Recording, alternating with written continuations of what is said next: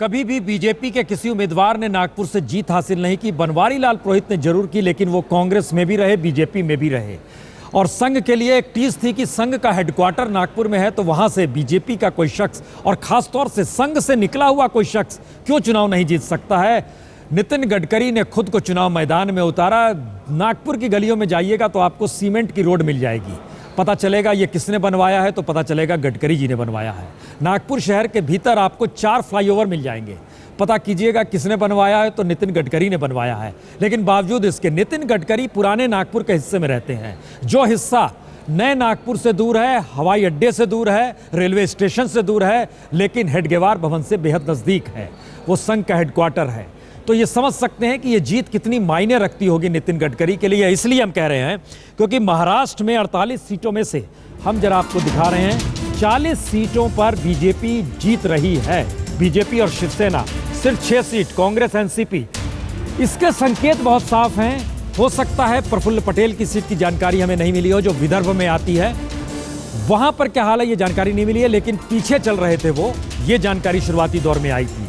हम चलें इसके बाद सईद के पास, लेकिन एक सवाल जरूर रामकृपाल जी, एक सवाल आपसे।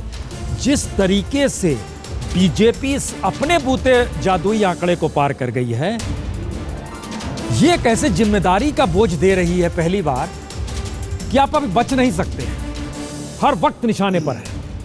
प्रसून जी, मैं बहुत पीछे तो नहीं जाऊंगा, लेकिन एक बात कहूं, इंदिरा जी ने जब कांग्रेस तोड़ी थी, उसके बाद जो चुनाव हुए थे, जो सफलता इंदिरा जी की कांग्रेस आई को मिली थी, उसके बाद बल्कि मैं कहूँगा उससे भी महत्वपूर्ण ये सफलता है। क्यों?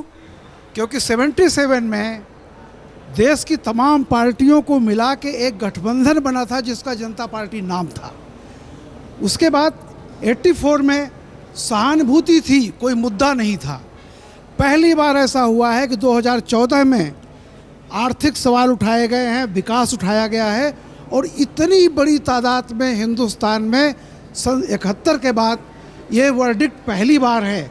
और इस वर्डिक्ट के बहुत मायने हैं। जो मैं आपसे कह रहा था, इस वर्डिक्ट के मायने हैं कि आज से बीजेपी का उत्साह जरूर रहेगा, लेकिन उपलब्धियों का उत्सव मनाने में अगर कोई गंभीर होगा तो नरेंद्र मोदी को गंभीर, क्योंकि आज के बाद से जो जिम्मेदारियां आएंगी, ये नतीजा है।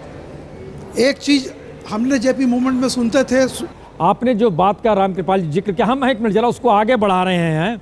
और हम वैदिक जी एक चीज़ आपसे जानना चाहते हैं। इन्होंने जिक्र जिस इमरजेंसी का किया, इमरजेंसी में भी जनता पार्टी इस तरीके से रंगी हुई नहीं नजर आई थी, जो केसरिया रंग अब आप देखिए। जनता पार्टी को भी इतनी सीट नहीं मिली थी जो हम इसमें दिखाने जा रहे हैं। ये देखिए, क्या दक्षिण और क्या उत्तर और क्या पूर्व और क्या पश्चिम, ये केसरिया रंग है जो रंगते चला जा रहा है। इसकी वजह क्या है?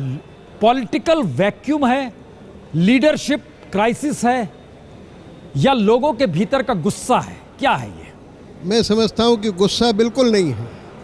गुस्सा उस पर होता है जो गुस्से के लायक हो, जो जरा मजबूत हो, उससे आदमी गुस्सा करता है। इस समय देश की जनता को गुस्सा मनमोहन सिंह को लेकर ना गुस्सा बिल्कुल नहीं है। वो इस लायक नहीं है कि उन पर गुस्सा किया जाए। निराशा थी। गुस्सा उस पर किया जाता है जिसमें कुछ हो, दम हो। ये सरकार नेताओं की सरकार नहीं थी, अनेताओं की सरकार थी। ये सरकार नहीं थी, असरकार थी। Non governance, non leaders, non political party, एक प्राइवेट लिमिटेड कंपनी की तरह पार्टी चलती थी और सरकार चलती थी। लोगों को निराशा हुई कि अरे हमने 2 बार चुन के भेजा और ये इस लायक भी नहीं है, किसी लायक नहीं है। तो उस निराशा से प्रेरित होकर लोगों ने ज़बरदस्त वोट दिया है। और आप देखिए कि दक्षिण भारत में भी भाजपा फैली है, पूर्वी भारत में भी फैली है। और मैं आपसे कहता हूँ कि सन 52 से लेकर आज तक लगभग सारे चुनावों को मैंने बहुत नज़दीक से देखा है, और कई चुनावों में मैंने स्वयं सभाएं की हैं, स्वतंत्र रूप से भी और दलों के समर्थन में भी। लेकिन मैंने आज तक ऐसी सभाएं पूरे भारत में किसी प्रधानमंत्री के उम्मीदवार के नेतृत्व में नहीं देखी कि लोगों को वो उम्मीदवार कह रहा है कि तुम बैठो, सुनो भाई, और वो कह रहे हैं मोदी मोदी मोदी। खुद कह रहा है कि बैठो ना, सुनते क्यों नहीं हो? बोल नहीं, मोदी मोदी मोदी। जो नहीं, मोदी ये अद्भुत करंट था, जो इससे मोदी इनकार उनके वैदिक जी दिमाग बिल्कुल में नहीं घुस किया जा गया है, सकता। उनको ये वो कमाल मोदी का चाहिए। करंट था और हर सभा में करंट था।